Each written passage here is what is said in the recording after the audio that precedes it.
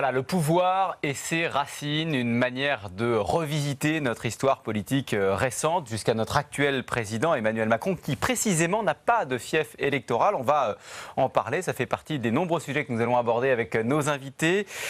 Bonjour Éric Gold, bonjour. Vous êtes sénateur du Puy-de-Dôme, membre du groupe RDSE. Face à vous Stéphane Vernet, bonjour. Bonjour. Vous dirigez la rédaction du bureau parisien de Ouest France. Bonjour Roland Quérol. Vous dirigez le CETAN, politologue, Centre d'études et d'analyse. Et puis un autre politologue face à vous, Laurent Godmer, bonjour. Vous êtes maître de conférence en sciences politiques à l'université Paris-Est Marne-la-Vallée. Et vous préparez d'ailleurs, je crois, un livre sur cette question de l'ancrage politique. Alors, je commence par vous, Éric Gold. Giscard, Pompidou, Chirac, Hollande, on les a vus dans le film sur 8 présidents de la Ve République. La moitié était ancrée dans le Massif central, sans compter Mitterrand qui gravitait pas très loin. Qu'est-ce que ça inspire aux sénateurs du Puy-de-Dôme ? C'est une belle terre de président. Une fierté. Une fierté certainement. Ensuite, ça veut dire aussi que peut-être à une certaine époque, il y avait une recherche d'authenticité, la ruralité, et la France était agricole, donc cette terre qui était une terre assez rurale, l'Auvergne en général, était certainement une terre qui facilitait les présidentiables. Vous en parlez à l'imparfait. Oui, parce qu'aujourd'hui, il n'y a pas de présidents qui sont issus de l'Auvergne, tout simplement. Roland Quérol, ça reste vrai, ça, la ruralité, c'est important. Il n'y a pas de hasard dans cette liste qu'on vient de d'énoncer ? Je ne sais pas, ça fait un peu partie pour moi du bureau des légendes. Le maréchal Pétain disait que la terre ne ment pas. La version républicaine, c'est devenu, il faut avoir de la glaise à la semelle de ses souliers. Si on prend les présidents de la République française de la Ve, De Gaulle, Pompidou, Sarkozy, Macron n'en ont pas, c'est la moitié quand même. On pense souvent qu'il faut faire comme si on en avait, d'où éventuellement le parachutage après tout. Enfin, le cas Chirac, qu'on voit bien dans le film, de ce point de vue-là, est exemplaire. Bien sûr, et Hollande a imité Chirac, très bien. Mais est-ce que ça montre que c'est une loi de notre République ? Je ne le crois pas, à vrai dire. Je crois que rien ne démontre qu'il faut ça pour être élu. C'est pas que Macron aurait rompu avec une habitude qu'on devait respecter, c'est qu'à mon avis, rien ne démontre que les Français voulaient cela. La preuve, encore une fois, c'est que bien avant eux, bien avant Macron, il y a eu des présidents qui se sont fait élire. Après tout, le film montre même que Mitterrand ou Chaban ne connaissaient pas du tout l'un la Nièvre et l'autre Bordeaux avant d'y être parachutés et d'y être immédiatement élus. Donc je crois que c'est plus compliqué que ça. Alors on va aller plus en profondeur. Avant cela, Laurent Godmer, est-ce que vous êtes d'accord avec ce que vient de dire Roland Quérol ? Il n'y a pas de loi, en l'occurrence ? Bien sûr, il n'y a absolument aucune loi. Après, on pourrait calculer l'augmentation du taux d'urbanité des circonscriptions. Et effectivement, peut-être qu'il y a un effet retard, c'est-à-dire entre l'adaptation de la carte électorale et celle des carrières politiques.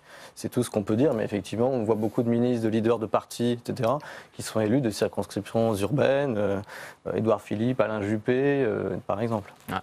Stéphane Vernet, ce que je disais du Massif central, c'est vrai aussi pour la Bretagne, hein, qui a envoyé beaucoup de personnalités de premier plan à Paris pour des responsabilités nationales.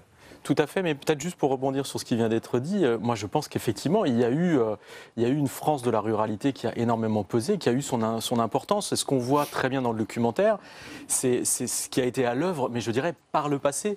Aujourd'hui la société change, l'exode rural en fait il a été massif après la Deuxième Guerre mondiale, et en fait la carte et le territoire ont énormément changé, et la sociologie des Français aussi. Et donc aujourd'hui, au-delà de l'importance de la ruralité, qui, à mon avis, elle perdure cette importance, mais plutôt sur le registre de la nostalgie, parce qu'en réalité, en fait, vous avez des citoyens, des citadins partout, y compris dans la Creuse, dans le Massif central, en Bretagne, et vous avez des phénomènes d'urbanisation qui sont très forts, parce que les gens sont mobiles, et puis parce que notamment la télévision a énormément changé la donne, où vous avez beaucoup de gens qui ils vivent effectivement dans les territoires ruraux, mais en fait, ils ont des façons de penser, de vivre, des aspirations qui sont très très proches de celles des citadins. Il y a un mot très important que vous venez de prononcer, c'est celui de nostalgie. Roland Quérol, est-ce qu'il joue quand même dans l'inconscient des électeurs ? Il y a le mot inconscient rural qui est prononcé par Pascal Perrineau dans ce film aussi. Cette nostalgie, est-ce qu'elle joue encore au moment de glisser un bulletin dans l'urne ? C'est ce que je ne crois pas. Je crois qu'elle existe par ailleurs. nous avons tous la nostalgie de la France des campagnes, plus que la nostalgie. Quand on interroge aujourd'hui les Français sur l'endroit où ils aimeraient vivre, c'est la campagne qui arrive en premier. Aujourd'hui, chez les jeunes urbains, cette espèce de rêve de campagne continue à être extrêmement présent dans notre, non seulement inconscient, mais conscient. Est-ce que pour autant ça fait une qualité particulière à l'homme politique? Je ne le crois pas. Je crois que, par exemple, pour Jacques Chirac, qui est le symbole même alors, du type qui a voulu s'ancrer, comptait beaucoup plus dans son élection présidentielle le fait qu'il avait été maire de Paris que le fait qu'il était ancré en Corrèze. Donc je crois qu'on en ajoute, à cause de cette nostalgie et de ce goût que nous avons de la campagne, du fait que certains communicants ou hommes politiques pensent qu'il faut absolument endosser cet habit-là, on a fini par croire que ça faisait partie du cursus normal pour arriver à l'Élysée, alors que je ne le crois pas. Éric Gold, vu de l'élu de Massif Central que vous êtes, est-ce que tout ça, ça vous fait sourire ? Moi, j'ai vraiment l'impression que l'ancrage territorial, c'est quand même quelque chose de nécessaire. On les voit systématiquement quand on veut gravir les échelons. Le mandat municipal est un mandat très important. Le mandat municipal, c'est celui qui est connu et reconnu par l'ensemble de la population. Donc celui-là vous donne une assise, une légitimité. Lorsqu'on veut accéder à une fonction supérieure, conseiller départemental, conseiller régional, le fait d'avoir été auparavant élu municipal vous donne comme un CV, comme une ligne de CV qui vous permet d'accéder toutes les fois à permettre de gravir des échelons. Chirac était maire de Paris, il était maire. Il y a une dimension en tout cas de parcours initiatique, c'est ça que vous nous... C'est l'impression, c'est le ressenti que j'ai. Ouais. Et je crois qu'au-delà aussi de tout ça, il y a un moment où le fait d'avoir été élu local donne l'impression, c'est un ressenti certainement, mais donne l'impression pour beaucoup, pour les élus, on est l'un des leurs. Pour la population, on est aussi l'un des leurs lorsqu'on a exercé un mandat municipal auparavant. Je crois qu'il y a ce ressenti qui est quand même important, où quelque part on a touché la terre. Quoi. Voilà, il y a une histoire d'authenticité peut-être qui permet comme ça d'avoir une perception plutôt positive de celui qui aspire à des fonctions supérieures. Il y a une particularité dans notre pays, Laurent Godmer, c'est qu'il est très centralisé. Est-ce que tout ce dont on parle depuis tout à l'heure, c'est pas aussi lié au fait que voilà, le pouvoir est à Paris et d'une certaine manière, électoralement, dire plus je suis éloigné de Paris, mieux je connais le pays, c'est quelque chose qui peut sonner doux aux oreilles des électeurs.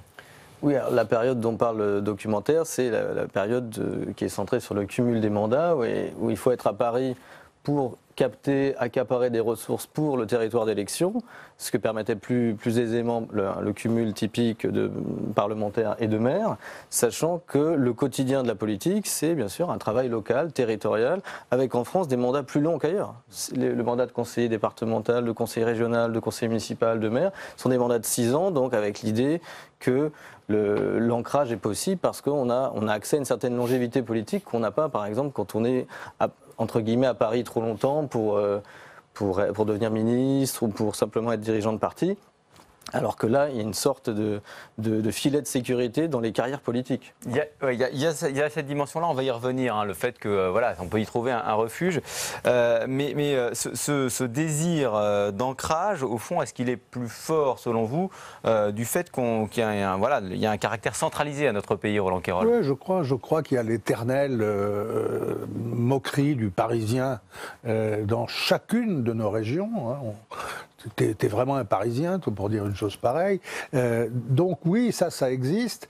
Est-ce que ça crée une valeur ajoutée pour l'homme politique? J'en suis pas complètement sûr. Quand il est sur place, oui.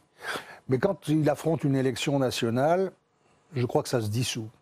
Alors, je voudrais vous entendre sur la question du parachutage, puisque effectivement, c'était un art qui a été, très partagé dans l'histoire de notre pays. On le voit encore dans le documentaire. Il y a cette phrase d'ailleurs assez savoureuse rapportée par Jean Vigreux, échange entre Queuille et Mitterrand en 1946. Dans la Nièvre, je ne connais personne, dit François Mitterrand. Tant mieux, vous n'avez pas d'ennemis, lui répond Henri Queuille. Il y aurait encore du vrai. Aujourd'hui, ça a le mérite au moins de mettre tout le monde d'accord. Un parachuté, Stéphane Vernet? Non, alors le paradoxe, c'est que le parachutage, je pense au contraire qu'il est très mal perçu aujourd'hui, beaucoup plus que par le passé, parce que comme vous le disiez fort justement, dans l'histoire de notre pays, le parachutage, ça a longtemps été la norme en réalité. Parce que là, on parle de la Ve République, mais dans la Troisième, la Quatrième, en fait, on ne se présentait pas là où on vivait ou là où on était né. On allait là où les places étaient les plus faciles à prendre, et c'était une habitude. Et on pouvait même se présenter à plusieurs endroits en même temps. Et ça posait aucun problème à personne, parce que la conception sans doute notamment du mandat de député était différente. Il y a un moment où effectivement les choses se sont cristallisées et il y a eu peut-être un renforcement de l'attachement au territoire. C'est une pratique qui a longtemps perduré. Aujourd'hui, elle est assez mal perçue, ce qui n'empêche pas qu'elle perdure. On va prendre un exemple très récent. Jean-Luc Mélenchon élu député des Bouches-du-Rhône. Bon, ça choque personne, alors qu'a priori, l'ancrage au début n'est pas évident. Hein. Je suis désolé, parce qu'il a été longtemps élu en région parisienne. Précédemment, il était député européen, mais pour la zone sud-ouest. Donc voilà, il y a d'autres exemples. Sur cette question du parachutage, Roland Quérol. Oui, c'est vrai qu'au scrutin majoritaire, uninominal, on est plus attaché à ce qu'on est quelqu'un du coin. Hein. On connaît la circonscription, on aime bien connaître les gens. Mais en même temps, la vague gaulliste de 58, elle balaye ça. Il y a vraiment, c'est l'étiquette qui compte. Et c'est pareil dans les années 70, les partis reprennent du poil de la bête, et petit à petit, on voit que les élections se jouent plus sur les étiquettes que sur les hommes. Mais c'est un composé des deux. La dernière élection législative, celle de 2017, on voit que c'est du parachutage partout pour les macroniens. Et on les voit effectivement. Et ils réussissent à avoir une majorité absolue tout seuls. Moi, dans le département qui m'est cher, le Lot, dans la deuxième circonscription, qui est une circonscription rurale, la Macronie a présenté une jeune femme, déjà, noire, venant depuis 5 ans du Bénin et ingénieure de son État. Les élus locaux du coin disaient, alors celle-là, si elle passe, et elle est passée largement. Donc il y a des moments où tout de même les étiquettes se sont mises à compter plus. Alors il y aura à revenir sur la question de la spécificité de cette élection de 2017. J'avais quand même une question pour vous, Éric Gold. Est-ce que vous avez des exemples récents de parachutage chez vous qui auraient réussi ? Alors non, je n'ai pas d'exemple récent, mais le type d'élection est différent aussi. On ne va pas parachuter quelqu'un pour un mandat municipal. Un mandat municipal, il y a un tel ancrage, besoin d'ancrage, c'est complètement différent. Lorsqu'on est sur une élection nationale, quelqu'un qui a déjà un nom peut être parachuté, et je pense que ça peut encore marcher. Par contre, pour se faire un nom, c'est beaucoup plus compliqué par un parachutage, et c'est beaucoup plus compliqué s'il s'agit d'un mandat local et pas d'un mandat national. Alors je voudrais qu'on revienne, Laurent Godmer, sur quelque chose que vous avez évoqué à l'instant, cette dimension un peu de refuge que peut constituer un fief électoral, de refuge, de laboratoire aussi. Refuge, c'est évident dans l'exemple que nous allons voir maintenant. Le meilleur exemple, c'est Valéry Giscard d'Estaing. Après sa défaite, archive INA, extraite du journal d'Antenne 2, nous sommes le 10 mars 1982. Ici, de cette mairie que tout est parti en 1974. Un mois plus tard, Valéry Giscard d'Estaing accédait à la magistrature suprême. Aujourd'hui, redevenu simple citoyen, il recommence tout. À ceux qui disent qu'il repart de zéro, M. Giscard d'Estaing répond non, je reviens, tout simplement. Et c'est vrai que dans les rues de Chamalières, l'ancien chef de l'État a les allures d'un novice en politique. Du porte-à-porte, rien que du porte-à-porte, surtout pas de réunion publique, surtout pas d'interview, pas de télévision. Il n'est pas question pour lui de donner à ces élections cantonales un caractère national. C'est une affaire, dit-il, entre les Chamaliérois et moi. Tout le monde sait bien à Chamalières que Giscard sera élu, vraisemblablement même dès le premier tour. Reste un point d'interrogation, pour quelle destinée politique ?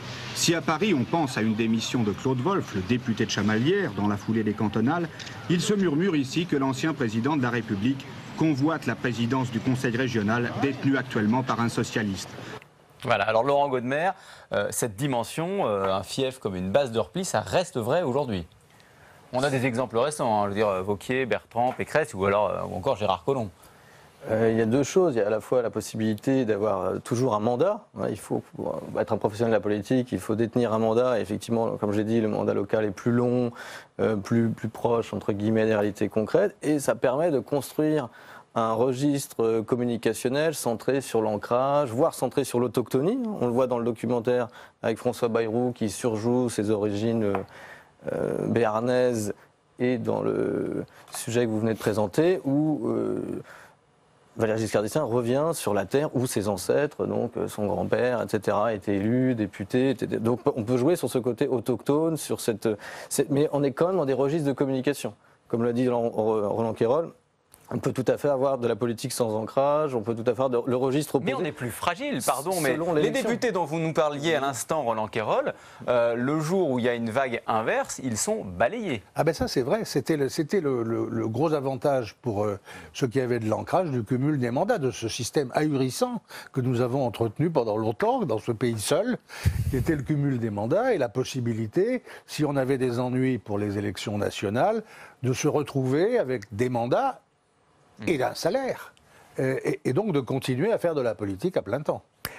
Sur cette question, Stéphane Vernet, vous en avez vu, vous, des exemples de femmes et d'hommes politiques qui reviennent en Bretagne ou ailleurs, en période de base zo. Mais oui, c'est pas illogique. C'est-à-dire que si vous voulez garantir une continuité dans votre carrière, à un moment, si vous êtes en période de base zo, comme vous dites, ou en repli, c'est pas illogique que vous retourniez sur votre fief. Et c'est là que peut-être l'ancrage s'exprime le plus. Après, sur la question du cumul des mandats qu'on vient d'évoquer, c'est quand même extraordinaire de voir dans le documentaire que Jacques Chirac a réussi à être à la fois maire de Paris et président du Conseil général de Corrèze. Ça nous paraît totalement délirant aujourd'hui, sauf que vous voyez qu'à l'époque, c'était acceptable, ça a été accepté et ça lui a réussi.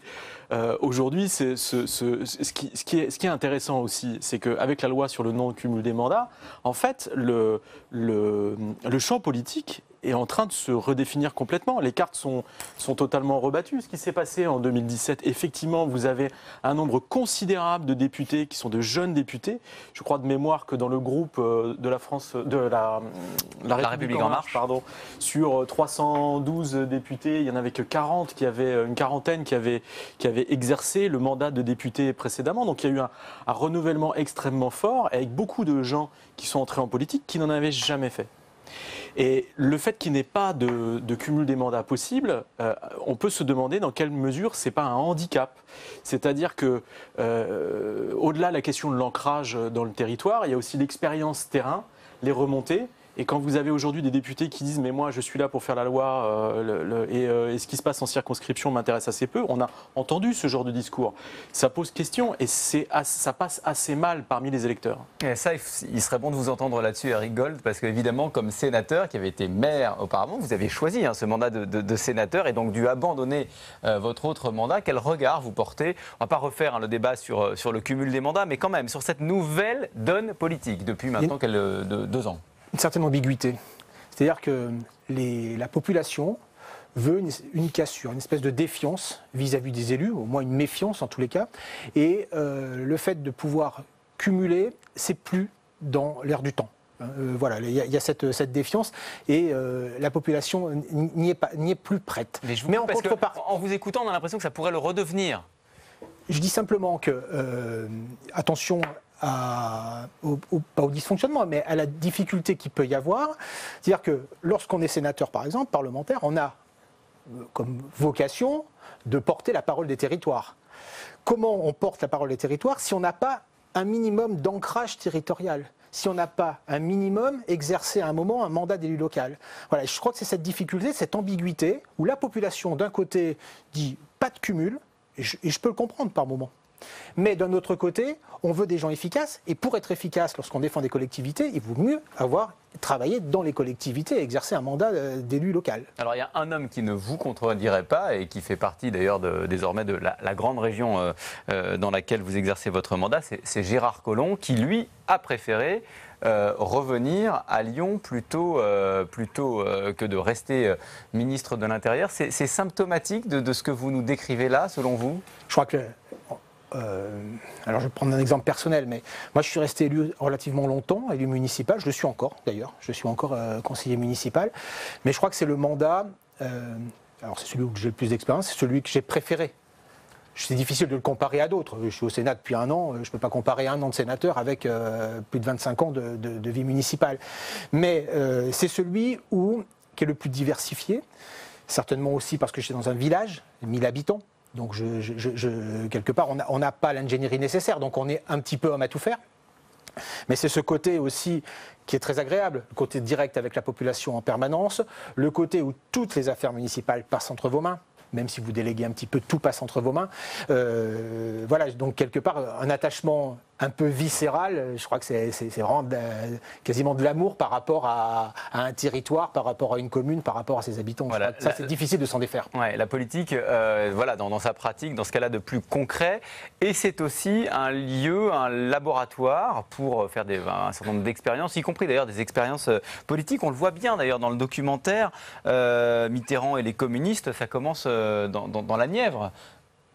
Oui, comme l'a dit le sénateur Gold, évidemment, la vie locale est une vie partisane, mais elle est d'abord une vie de gestion territoriale, etc. Et ça permet aux élus de faire, comme eux le disent, des réalisations. Réalisation, porter des projets, construire des équipements. Ça, le documentaire le cite plusieurs fois, y compris dans le cadre d'alliances nouvelles, comme celle que vous citez, ou d'expérimentations différentes, comme ça a été le cas pour les anciens présidents. Et je crois que surtout, oui, ça permet de combiner un registre fondé sur l'ancrage territorial d'une part et sur le fait que l'élu a fait des choses tout simplement, a produit des choses. La politique par la preuve, comme disait jadis Ségolène Royal, Roland Quérol, ça marche toujours. Oui, ça marche. Et puis, si vous prenez le cas de Mitterrand, il y avait en plus le fait qu'il était un personnage national qui commençait à avoir en tête l'élection présidentielle au suffrage universel, la première, et il voulait pas être pris en flagrant délit de ne pas dire pareil à Paris et dans la Nièvre. Et donc, s'il avait fait des alliances différentes dans la Nièvre, dans les 2 ou 3 ans qui avaient précédé la présidentielle, on lui aurait dit c'est ça. Il plaide l'union de la gauche, mais qu'est-ce qu'il fait chez lui? Donc là, en effet, ça lui servait non seulement de laboratoire, mais de preuve de sa démarche. 10 ans de politique locale, c'est mieux que 3 ans à Sciences Po, Stéphane Vernet. Mais je sais pas. Je sais dans pas l'apprentissage. Oui, mais en fait, regardez dans le documentaire, les personnalités politiques qui sont choisies sont des personnalités politiques qui ont réussi. Est-ce qu'elles ont réussi grâce à leur ancrage local ou est-ce qu'elles ont réussi grâce à la nature même de ce qu'elles sont? C'est-à-dire que ce sont des gens qui, parachutés ou pas, une fois qu'ils arrivent dans le territoire, y compris Mitterrand que vous citiez tout à l'heure, en fait, qu'est-ce qu'ils cultivent? La proximité, le lien avec les gens. Et moi, je pense qu'aucun d'entre eux n'a triché. C'est-à-dire que chacun, à leur manière, va à la rencontre des gens qui composent leur électorat local. Et quand on voit l'habileté d'un Jacques Chirac ou même Mitterrand, la façon dont il s'y est mis pour prendre des nouvelles du petit dernier, avoir une discussion construite avec l'agriculteur du coin, reconnaître les gens, leur accorder de l'importance, ça, c'est une expérience de vie qui est extraordinaire et qui va vous servir à tous les échelons. Donc oui, ça vaudra toujours mieux que 3 ans de Sciences Po. Et après, dans les éléments qui font que ça fonctionne, le sénateur Gold tout à l'heure parlait de fierté au tout début de l'émission. Moi, je pense que pour les gens dans le territoire, quand vous avez un parachuté ou pas, mais quand vous avez une personnalité politique qui est votre maire, qui est votre président de conseil départemental, la fierté, ça compte. Se dire, voilà, mon élu est quelqu'un de connu, de reconnu, qui pèse au niveau national. Ça, c'est quelque chose qui fonctionne. Il y a une fierté, quelle que soit l'étiquette. Et ensuite, on a parlé de la fin de la réserve parlementaire, mais du cumul des mandats, mais on n'a pas parlé de la réserve parlementaire. Pendant longtemps aussi, avoir l'assurance, avoir un élu local, y compris dans une petite commune, qui avait de l'influence au niveau national et qui avait accès à une réserve parlementaire plus dodue que certains autres parlementaires, je peux vous garantir que ça, c'est quelque chose qui comptait. Et vous avez plein d'exemples de villes dans lesquelles vous avez des équipements publics ou des réalisations ou des haltes ferroviaires ou des tracés de LGV modifiés la fameuse virgule de Sablé chère à François Fillon. Voilà. Oui, alors je ne sais pas si c'est François Fillon qui l'a obtenu, j'en suis pas sûr. Par contre, les gens de Sablé, eux, sont persuadés que si le tracé passe par chez eux, c'est grâce à lui. Et c'est tout ce qui compte. Et moi, quand je vais en voiture de Paris dans le Lot, il y a un seul endroit sur l'autoroute où l'autoroute est gratuite, c'est ce moment où on traverse la Corrèze. Et là, je peux vous dire que c'est grâce à Chirac. L'autoroute des présidents. C'est toujours là. et de ce point de vue-là, d'ailleurs, Éric Gold, votre région a bénéficié des différents présidents auvergnats qui se sont bien sûr, succédés. notamment les infrastructures autoroutières. Oui, bien sûr. Et donc ça n'est pas seulement qu'une question de fierté, il y a une histoire aussi d'intérêt de la part de l'électeur. Bien sûr, lorsqu'on réussit à avoir un élu de renom et en plus un président de la République, évidemment qu'il y a une certaine fierté, on peut être quelque part un peu ambassadeur de son territoire, et évidemment que c'est pas sans conséquences positives sur le territoire, évidemment. Alors je voudrais qu'on tourne une page et qu'on évoque un peu plus en profondeur ce qu'on a déjà commencé à faire, c'est le cas Emmanuel Macron, cette période très particulière que nous vivons depuis 2017. Le documentaire souligne évidemment cette dimension inédite de l'élection d'Emmanuel Macron. Du point de vue électoral, il sort de nulle part. Et alors, il y a ce défaut d'enracinement qu'il semble chercher à compenser. On va regarder un extrait. Quand il va comme ça directement au contact des Français, je dis ça, je vais vous demander votre avis. Mais d'abord, on va l'écouter. Ça comporte pas mal de risques d'ailleurs. Vous savez, le petit-fils du général, tout à l'heure, en me faisant visiter la boisserie, m'a dit on pouvait parler très librement, la seule chose qu'on n'a pas le droit de faire, c'est se plaindre. Ah bon? Voilà, ça peut être interprété comme une erreur, ou au contraire comme une parole directe. Il y a toujours des débats là-dessus. En tout cas, ça donne l'impression, Roland Quérol, qu'Emmanuel Macron cherche à compenser par le contact direct avec les Français ce manque d'enracinement. Est-ce que vous êtes d'accord avec ça? Non, je crois que ça n'a pas de rapport. Je crois que tout élu, à quelque niveau qu'il soit, doit essayer de montrer qu'il écoute les gens, qu'il aime les gens, qu'il travaille pour les gens. Alors évidemment, le film montre aussi à juste titre qu'il lance sa candidature à Amiens. Au moins, il faut être de quelque part.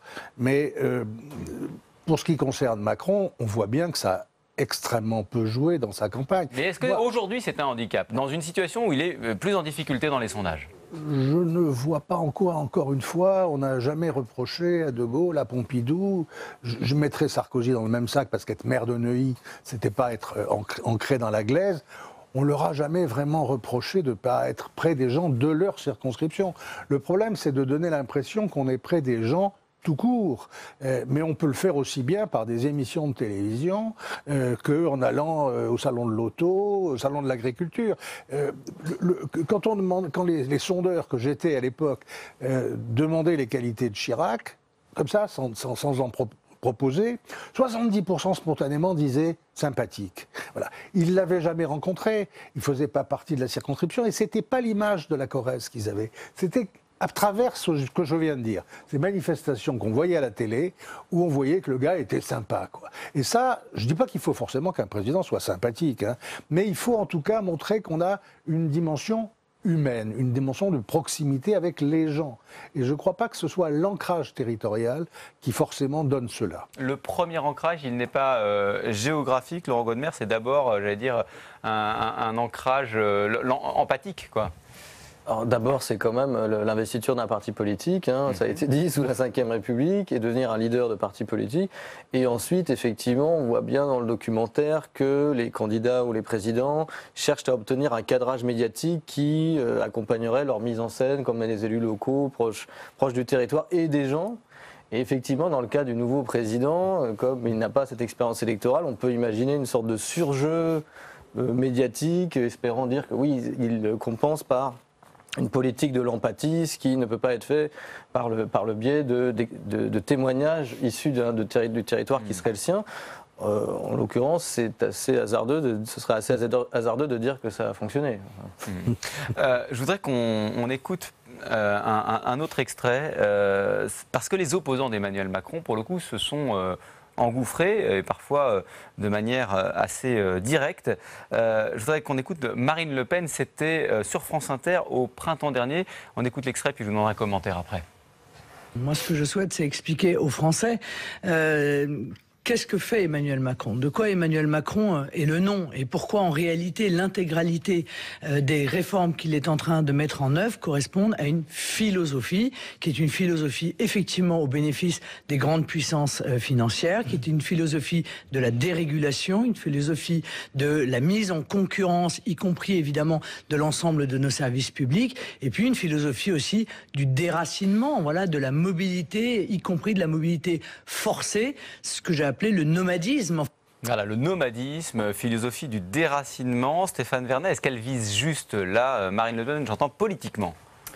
Alors politiquement, oui, je pense qu'elle joue une partition qui fait mouche auprès des Français. Par contre, quand vous interrogez Emmanuel Macron sur ce thème-là, il s'en défend. En disant, moi je ne suis pas le candidat de la mondialisation heureuse, je ne suis pas fan de ce genre de choses. Il revendique ses racines provinciales et techniquement c'est une vérité, ce n'est pas un Parisien. Donc du coup, on peut se demander d'où vient ce faux procès, parce qu'en termes d'image, c'est ça qui fonctionne et c'est ce que les gens retiennent. La cassure, elle est où? Elle est dans ce qu'on vient d'évoquer, c'est-à-dire que, regardez dans sa dernière allocution télévisée, le petit film qu'il a enregistré à l'Élysée, qu'est-ce qu'il dit? Il dit, voilà, j'ai pu choquer par mon parler vrai. Donc lui, il revendique ça comme sa façon d'être, mais effectivement, dans le contact avec le public, il va très souvent auprès des gens, mais c'est pas Chirac qu'on a vu dans le documentaire, c'est pas, voilà, c'est pas, il a pas cette espèce de bonhomie qui fait que le contact passe très bien. Donc il a des messages à faire passer, il a peut-être pas forcément l'intelligence empathique nécessaire pour adapter son discours à son interlocuteur. Donc du coup, il dit les choses telles qu'il les pense, là il est très sincère, mais en face, c'est très mal perçu. Et ce comportement en vienne à être interprété comme une cassure entre Paris et la province, c'est quelque chose d'assez curieux, parce qu'encore une fois, ce n'est pas un Parisien, mais c'est une réalité qui s'est ancrée dans la tête de beaucoup. Est-ce qu'il n'y a pas un risque, justement, la politique, de voir s'installer ce clivage? Alors, il n'est pas, c'est pas le seul clivage, évidemment, mais Roland Quérol, quand vous entendez ce que dit Marine Le Pen, là, est-ce que vous ne dites pas, attention, il y a un risque à ce que ce clivage s'installe durablement dans la tête des Français? Oui, autant je ne suis pas sûr que l'ancrage local soit indispensable à une carrière nationale, autant l'accusation de ne pas être ancré localement continue à exister dans notre système. Tu n'as pas de la glaise à la semelle de tes souliers. Et ce qui est intéressant dans ce que fait Marine Le Pen, là, c'est qu'elle rapproche ça des problèmes de la mobilité en France. Et de la mondialisation. Et de la mondialisation. Après tout, vous parliez des 3 ans de Sciences Po. C'est ce moi j'ai fait jadis. Et on faisait 3 ans sans partir la moindre semaine à l'étranger. Aujourd'hui, sur les 5 ans, on part 1 an. Tout le monde est entré dans des systèmes où il faut partir, ou en région, ou à l'étranger, revenir, pas rester au même endroit. Et les électeurs du Rassemblement national sont spécialement grognons contre tout ça. C'est des gens qui sont plus partisans d'avoir un ancrage local, de vivre au pays. Et cette idée d'une mobilité où on est forcé de partir, d'apprendre des langues étrangères, d'être soumis éventuellement à des décisions qui se prennent ailleurs, ça leur déplaît énormément. Donc elle fait un habile mélange entre le déracinement supposé de Macron et la mobilité qu'il va imposer à cette société nouvelle. Et Éric Gold, je voudrais vous entendre sur ce sujet spécifique, parce qu'en plus on se souvient que on vous a un peu découvert sur la scène nationale par ce coup de gueule contre vos électeurs qui avaient voté massivement pour Marine Le Pen. Ouais, le fait d'être populaire, ça n'entraîne pas une obligation d'être populiste. Donc, autant pour être élu, il faut être populaire. Et pour être populaire, peut-être, alors c'est pas un conseil que je donne au président, bien sûr, mais je crois qu'il y a un moment où on a perdu le relais qui pouvait être important vis-à-vis des élus locaux. Il y a une espèce de fronde, réelle ou pas réelle, des élus locaux vis-à-vis du pouvoir. Et le remaniement tend à le corriger d'ailleurs, puisqu'il y a eu cette prise en compte dans le dernier remaniement ministériel. Je crois que c'est important de pouvoir garder la base des maires, notamment des relais locaux, qui sont des formidables outils finalement pour quelqu'un qui est président de la République. Mais pardon, mais politiquement, pour vous, Marine Le Pen, elle a d'une certaine manière appuyé là où ça faisait mal? Oui, c'est tellement facile. C'est tellement facile. Vous prenez une carte, vous regardez ce qui pose quelques difficultés. Évidemment, quand on dit aux gens, ça vous plairait d'être déraciné, ça vous plairait... Enfin, on en force des portes ouvertes. Donc évidemment que... Alors c'est un coup médiatique, c'est pas un coup politique. Il y a longtemps que je n'ai pas vu de coup politique sur le Front National. Je vois des coups médiatiques. Elle se sert d'une société de communication. Elle est plutôt d'ailleurs... Elle sait très bien s'en servir, mais ça reste des coups médiatiques plus que des coups politiques. Vous vouliez peut-être ajouter quelque chose, Laurent? Oui, c'est une entreprise de stigmatisation des élites assez fréquente dans le discours nationaliste, simplement peut-être un peu renouvelée dans les termes employés et avec peut-être encore une fois l'idée que le président Macron, avec son parcours, est peut-être plus en difficulté pour répondre à ce type d'accusation que ses prédécesseurs. Merci beaucoup, merci à tous les quatre d'avoir été présents aujourd'hui. Alors pour aller plus loin, je signale votre ouvrage, Laurent Godmer, La politique au quotidien, que vous avez coécrit avec Guillaume Marel, ENS Édition en 2015. Et puis je crois qu'on lira avec intérêt donc l'ouvrage que vous dirigez avec Jean-Louis Briquet, ouvrage qui est à paraître l'année prochaine, hein, oui. C'est ça, sur l'ancrage politique. Voilà.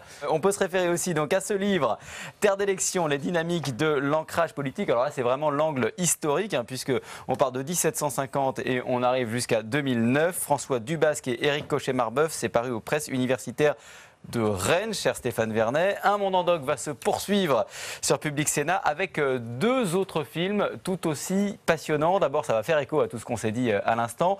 Que se passe-t-il dans la tête d'un homme ou d'une femme qui perd une élection, échoué dans la conquête du pouvoir, être désavoué par ses électeurs? C'est un sujet tabou, parfois honteux. On redoute d'être stigmatisé, y compris parfois jusque dans sa propre intimité. Des personnalités de premier plan se sont confiées à Grégory Magne. Son film s'appelle Jour de défaite. Et puis ne manquez pas ensuite ce formidable retour sur le parcours de Raymond Aron, sa lucidité, son combat acharné pour la démocratie. Un superbe portrait signé Fabrice Gardel. Aron, les chemins de la liberté. Merci à toutes et à tous de nous avoir suivis. Excellent week-end.